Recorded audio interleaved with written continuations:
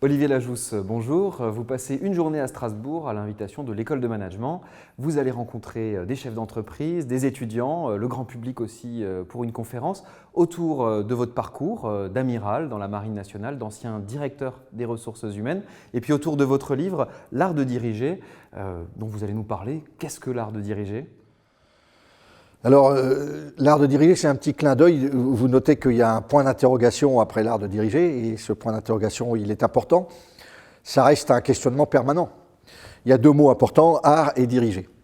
En fait, c'est un clin d'œil parce que dans les écoles de guerre, on nous apprend à nous inspirer d'un livre qu'a écrit le général Sun Tzu, grand général chinois du IIIe siècle avant Jésus-Christ, si j'ai bonne mémoire, et qui, en gros, explique que la meilleure façon de conduire la guerre, c'est de faire en sorte qu'elle n'arrive jamais, notamment en utilisant de ruses, de stratagèmes et d'habiletés pour toujours conjuguer les temps, les organisations, etc., etc., et conduire les gens vers une solution à laquelle ils ne s'attendent pas en n'offensant jamais son adversaire. Dans la marine, on parle d'esprit d'équipage.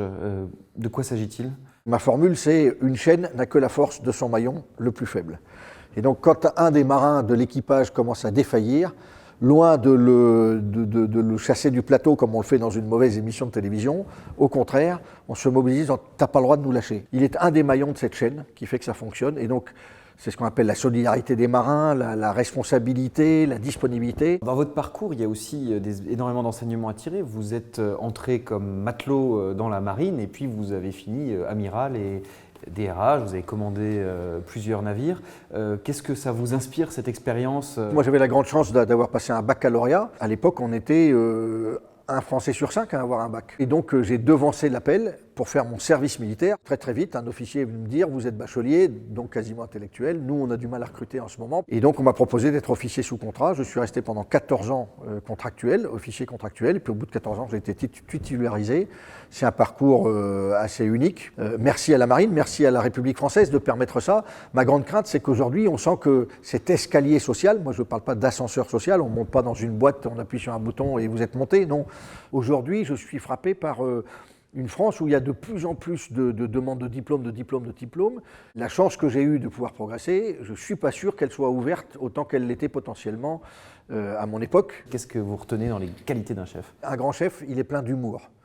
Humour comme le savant mélange d'humilité et d'amour. L'humilité qui fait qu'il n'oublie jamais qu'il n'est rien sans les autres, que c'est avec les autres qu'il gagnera et qu'il ira loin, qu'il n'a à se sentir ni supérieur ni inférieur aux autres, simplement en responsabilité et en égalité d'humanité. Et puis la deuxième partie, ce que j'appelle l'amour, c'est aimer les gens parce que quand on les aime, on peut sentir si chez eux, il y a tel ou tel talent. Comment vous faisiez alors quand vous étiez en responsabilité, quand vous dirigiez un navire, pour aussi amener les autres à peut-être à assumer des responsabilités ? De façon très naturelle. Un commandant, quand il passe 40 jours à la mer, il faut bien qu'il puisse dormir. Donc quand il va dormir, il laisse le bateau à un jeune officier et c'est lui qui donne les ordres de barre, de machine.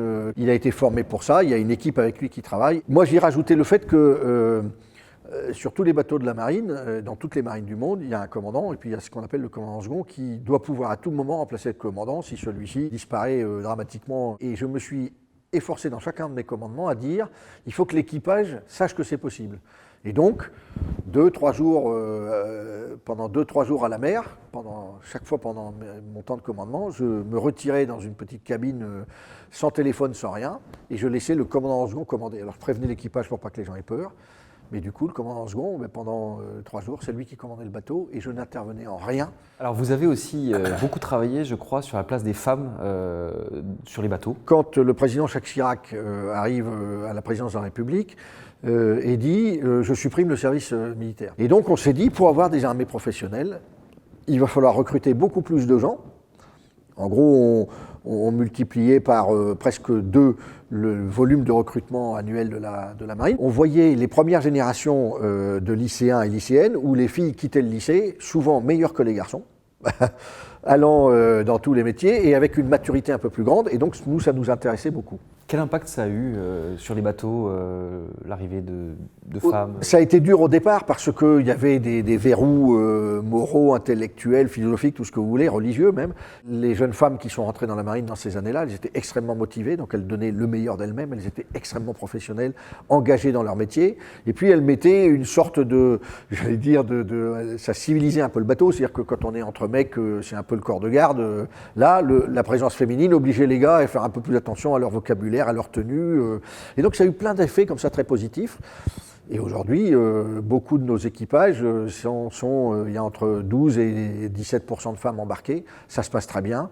Elles sont promues, elles ont fait des parcours complets avec une chose que je pense très importante et qui est remarquée et respectée, c'est qu'à un niveau d'emploi équivalent, la femme est payée comme l'homme. Donc les règles du jeu sont claires et donc ça se passe très très bien. Après l'art de diriger votre premier ouvrage, vous travaillez en ce moment, vous finalisez en ce moment un livre sur le temps.